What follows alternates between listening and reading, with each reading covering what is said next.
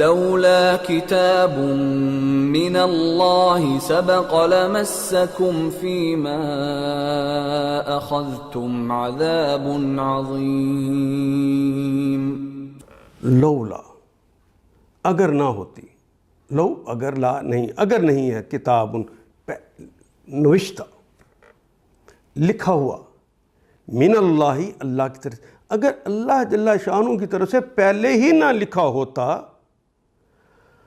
سبقہ سبقت اردو میں استعمال کرتے ہیں، وہی کلمہ ہے من اللہ سبقہ، پہلے ہی سے نہ لکھا ہوتا، پہلے ہی سبقت نہ لے جاتے اللہ لکھنے میں، اگر لمسکم، لام یقیناً کے لیے آیا ہے یہاں پر، یہاں کے لیے ترجمہ کریں گے تو اردو ادب قبول نہیں کرے گا. مسا یا مسو کہتے ہیں مس کرنا، اردو میں بھی ایسی کلمہ استعمال ہوتا ہے. لمسکم تو یقیناً چھو لیتا، فی ما، فی میں، ما جو اس میں، جو کہ یعنی اس وجہ سے جو کہ اخذتم، جو تم نے لے لیا تھا، یعنی اس مال غنیمت میں سے جو تم نے لے لیا تھا، تو تمہیں مس کرتا عذاب عظیم. عذاب کا کلمہ بھی اردو میں استعمال ہوتا ہے، عظیم کا کلمہ بھی اردو میں استعمال ہوتا ہے، لیکن دو کلمات ساتھ ساتھ آ جائیں. ہم نے پڑھا تھا کہ اگر دونوں معرفہ ہوں یا دونوں نکرہ ہوں، دونوں کے اوپر اعراب یعنی آخری حرف کے اوپر زبریں، زیریں، پیشیں، تنوین ایک جیسی آ جائے تو دوسرا کلمہ پہلے کلمے کی صفت ہوتا ہے.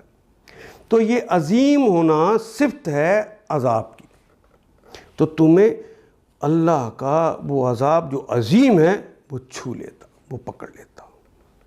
اگر اللہ کا نوشتہ پہلے نہ لکھا جا چکا ہوتا تو جو کچھ تم لوگوں نے لیا ہے اس کی پاداش میں تم کو بڑی سزا دے دی جاتی.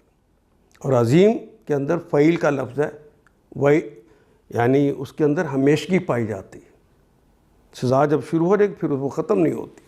ان آیات کو ایک دفعہ پھر تلاوت خود کیجیے، عربی و مبین پڑھتے ہوئے دیکھیے کیا بات پوری اندر اتر رہی ہے، کیا یہ اردو کے سانچے میں ڈھلتی گئی ہیں عبارتیں. اگر بات سمجھ آنی شروع ہو گئی تو الحمدللہ یہی ہمارا ہدف ہے اور یہ ہدف پورا ہو گیا. اللہ میرا اور آپ کا حامی و ناصر. الف لام